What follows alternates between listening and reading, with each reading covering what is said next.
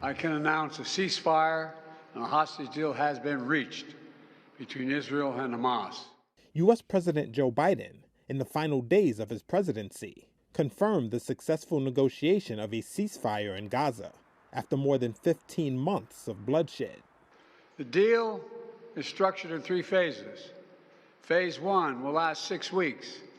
It includes a full and complete ceasefire, withdrawal of Israeli forces from all the populated areas of Gaza, and the release of a number of hostages held by Hamas, including women and elderly and the wounded. In exchange, Israel released hundreds of Palestinian prisoners.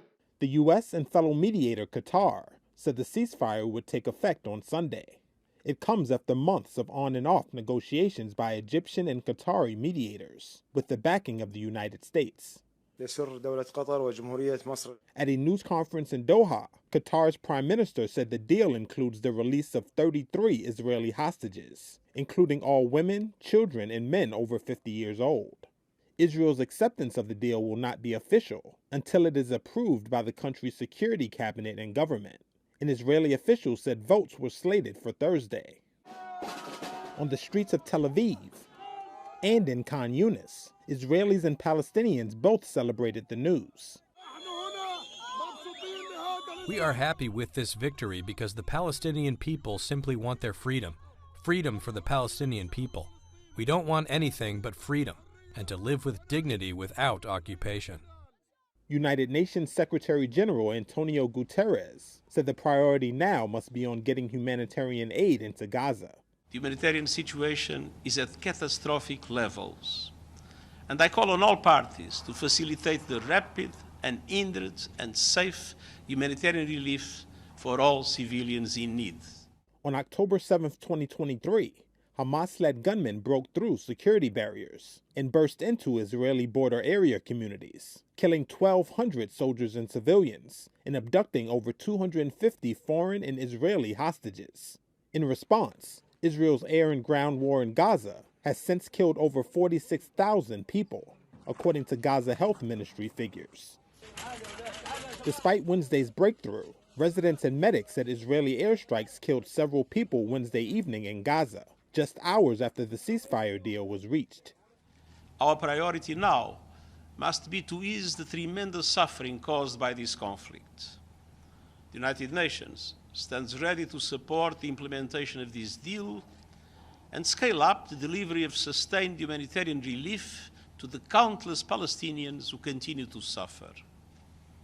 It is imperative that this ceasefire removes the significant security and political obstacles to delivering aid across Gaza so that we can support a major increase in urgent life-saving humanitarian support.